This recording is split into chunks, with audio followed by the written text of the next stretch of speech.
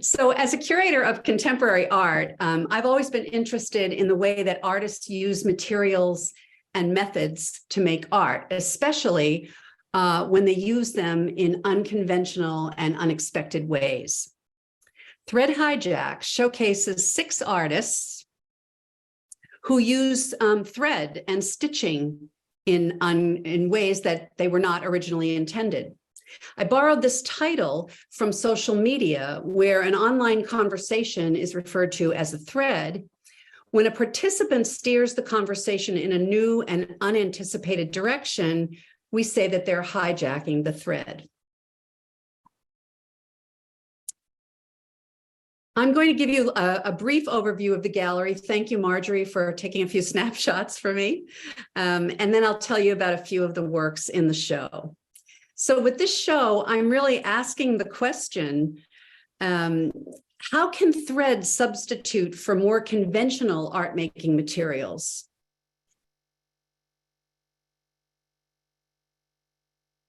So how can artists use thread instead of paint or ink or even glue? You can see walking around the gallery that these works are all abstract. They're mostly geometric and overall very colorful. I'm going to just highlight a work by each artist in the show, just to give you a brief overview. This is a work by Jessie Henson, who uses an industrial sewing machine to stitch thousands of short, straight lines into handmade paper. She's really interested. You can see in a close-up of this that she's interested in the tension that occurs when the thread meets the paper and starts to pull at the paper. So instead of using paint to make these gestural abstractions, she's using thread. If she when the thread when she uses it at this density, it tends to pull on the paper and almost make it sculptural. You could imagine this work, which is thread on handmade paper. If she had painted this, she would not have achieved the same kind of surface texture. An artist could have used paint to make the same design, but in choosing to use thread, they're really changing the nature of the object and making it, I think, a little bit more sculptural. Abdul Reza Aminlari is an Iranian-American artist who also stitches on paper, but he does it by hand, and he uses vintage 24-karat gold thread that was designed that's originally used in embroidering Japanese kimonos.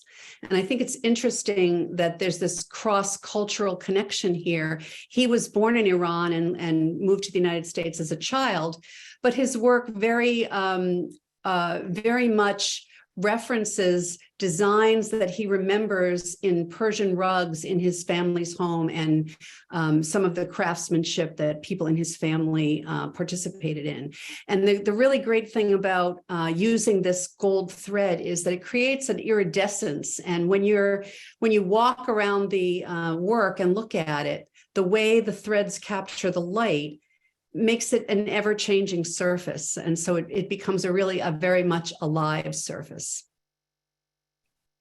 Natasha Das is a New York-based artist. She's from Assam, India, but she was trained as an oil painter in Italy. And I think now she's based in New York, but I think that her current work really reflects both aspects of her background and training. So she's making these kind of gestural, abstract paintings, and she's juxtaposing some of the shapes and colors are made with oil paint, and some of them are made with silk thread.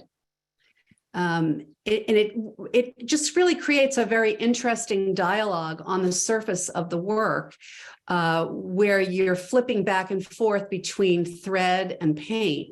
When you look at this up close, I just really love the way she's used the thread to create these shapes floating on the surface of the canvas, and they really almost look like brush strokes, as if she had taken a house painting brush and painted them on, but they are in fact thread.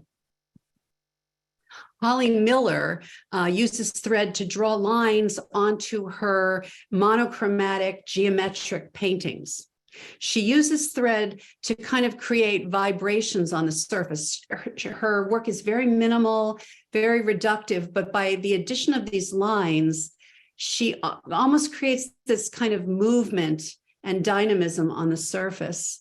I think the overall design of her work is very architectural, and by hand stitching into the shapes, instead of using lines of ink or paint, she's actually using lines of thread. And what that does is it punctures this very pristine, simple surface and creates a lot of tension on the surface. And that really comes from the fact that the threads create shadows. And that's what I think she is talking about when she says they kind of vibrate. So to me, I look at all of these threads and I think of them as strings on a musical instrument that, you know, when you pluck the string, it makes a little bit of a vibration and comes alive a little bit. And I think that's what Holly is doing on the surface of her work. When I was at the Hunterdon Art Museum and beyond, when I've curated group shows, it's always been important to me to try to include artists from New Jersey. And I was just so thrilled that among this cadre of artists, there are 2 New Jersey residents. So this is the work of Caroline Burton, who lives in Jersey City. Her work is a little different from the rest of the work in the show in that she doesn't stitch threads into her work. Instead, she appropriates designs from vintage hand crocheted Afghans that she buys at, you know, flea markets and thrift stores.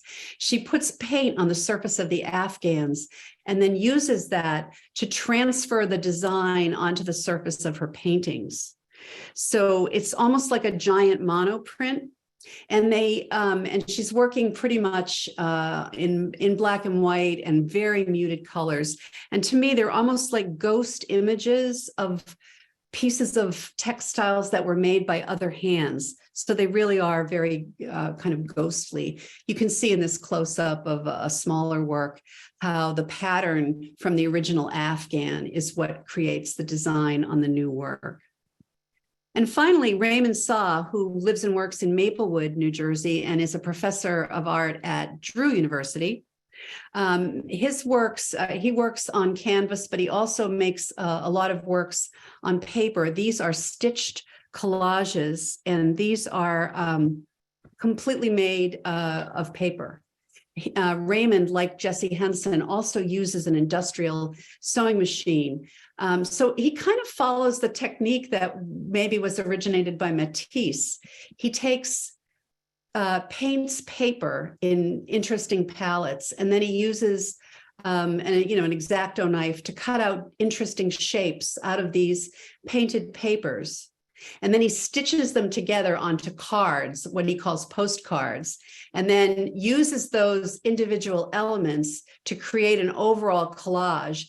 Instead of using glue, he's using the sewing machine to actually stitch the pieces down. And one of the really great things about his work is that by stitching, he stitches all of these cards to the paper at the top, so they almost are flap a little bit. They like shingles. So they have a real surface energy quality and this rhythm that comes from the different layers that you can really see. And also when you look at a close-up, you can see that by stitching the pieces of paper together, he's also creating this dotted line that becomes another aesthetic element in the work. So it's not only fulfilling a function of holding the work together, but it's also adding something to that. So I think you can see that all of these works, have really interesting surface textures that the artists would not have achieved if they hadn't used thread. And like all exhibitions, this one is really best experienced in person. So I really hope you all get a chance to get up close and personal with these great works. Thanks.